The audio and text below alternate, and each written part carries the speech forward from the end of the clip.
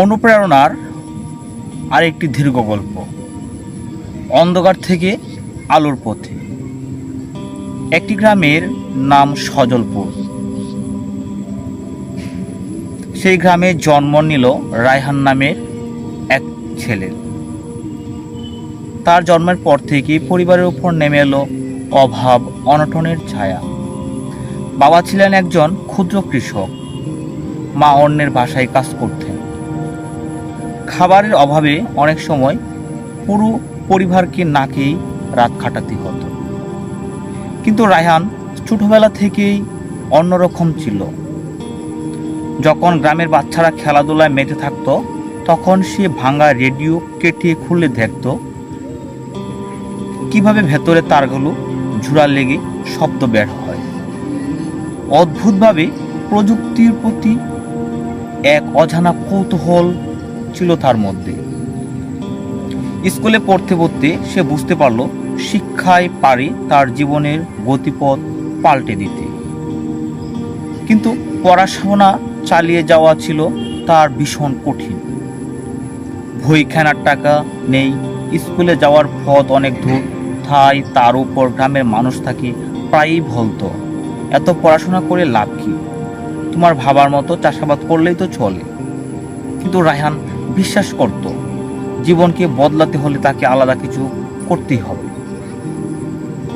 মাধ্যমিকে ওঠার পর থেকে রায়হানের গ্রামের ছেলে মেয়েদের পড়াতে শুরু করলো। টিউশনে টাকা দিয়ে বই খাতা কিনলো আর রাত জেগে পড়াশোনা চালাতে লাগলো।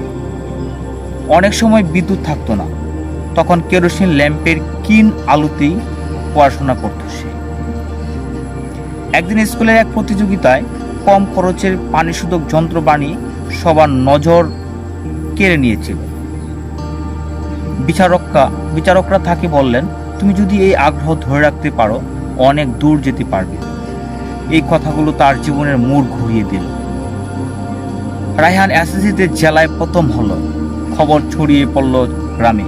কিন্তু কলেজে ভর্তি হবার সময় আবার দেখা দিল আর্থিক সংকট। বাবার জমি বন্ধক রেখে ভর্তি হলো। কলেজে পড়াশোনার পাশাপাশি সে ছোট ছোট গবেষণা শুরু করলো। টিউশনের টাকা দিয়ে বাঁচিয়ে পুরো যন্ত্রাংশ কিনলো, সেগুলো জোড়া দিয়ে নতুন কিছু বানানোর চেষ্টা করত। বন্ধুরা অনেক সময় হাসতো, কিন্তু সে থামতো না।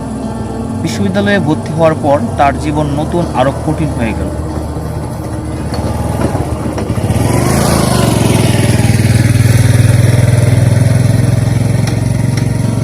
শহরে এসে তাকে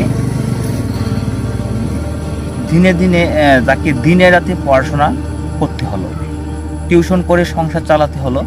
মাঝে মাঝে না খেয়ে ক্লাসে যেত, তবুও সে হাল ছাড়েনি। অবশেষে তার তৈরি সস্তা সৌরশক্তি চালিত জেনারেটর একটি জাতীয় প্রতিযোগিতায় প্রথম স্থান পেল। সংবাদপত্রে তার নাম ছাপা হলো। বিদেশ থেকে গবেষণার জন্য বৃত্তিও পেল সে। আজ রায়হান একজন সফল প্রকৌশলী।